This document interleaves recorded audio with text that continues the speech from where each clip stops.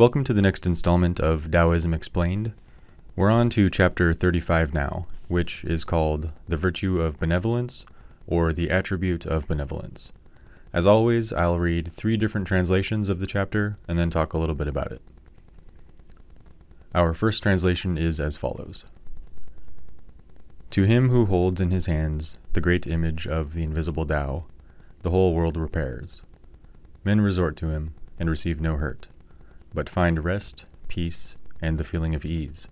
Music and dainties will make the passing guest stop, for a time. But though the Tao as it comes from the mouth seems insipid and has no flavor, though it seems not worth being looked at or listened to, the use of it is inexhaustible. The next translation. Who holdeth fast to the great form, of him the world will come in quest. For there we never meet with harm. There we find shelter, comfort, rest. Music with dainties makes the passing stranger stop. But reason, when coming from the mouth, how tasteless is it? It has no flavor. When looked at, there is not enough to be seen. When listened to, there is not enough to be heard.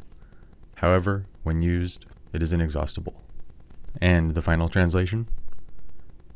The world will go to him who grasps this great principle. They will seek and not be injured. They will find contentment, peace, and rest. Music and dainties attract the passing people, while Tao's reality seen is insipid. Indeed, it has no taste. When looked at, there is not enough seen to be prized. When listened for, it can scarcely be heard. But the use of it is inexhaustible. So, from a cosmic scale, if we can hold on to that vast, interconnected image of existence, that is really embracing an expansive perspective that extends the sense of self from a little speck inside your head to the far reaches of the universe. Everything is in its natural rhythm. Holding close to the center, you will be an example to the world, contented and at peace. Let's think for a moment of the world as a rest stop, where hungry and tired travelers gather together. Here, music plays, and the aroma of delicious food wafts through the air. Those who pass by pause and find a moment of satisfaction in the simple pleasures that the world has to offer to the senses on a biological level. If we consider the Tao, the essence of everything, as something unspoken and ungraspable, it's like trying to hear silence. The more you try to explain it, the more elusive it becomes. It's an ineffable force that permeates every aspect of life, guiding us along without ever depleting itself. Upon examination, it continues to hide deeper and deeper, further and further away.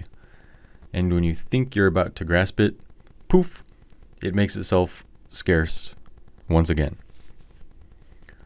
I think the message in this chapter invites us to loosen our grip on the need for concrete explanations, and instead asks us to learn to revel in the mystery of existence. In the same way that one cannot taste the words describing a meal, the Tao is something to be experienced rather than intellectually dissected. The more we let go of our need to define it, the more we align with it, which is a difficult concept to grasp from our, cause and effect, or sort of normal and linear point of view. And this is one of the problems of trying to write about and explain the subject of Tao and much of Eastern philosophy in general. I do find great satisfaction and enjoyment in the process, and feel as though I'm called to think about it, to look into it, and to talk about my own thoughts regarding the subject. Yet there is a paradox. The very act of talking about it seems to contradict the age-old wisdom that he who knows does not talk, and he who talks does not know. Nevertheless, the simplicity of the message is apparent. The Tao is there to be experienced, not just spoken of.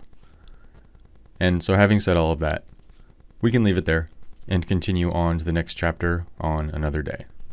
Thanks as always for listening, and until next time.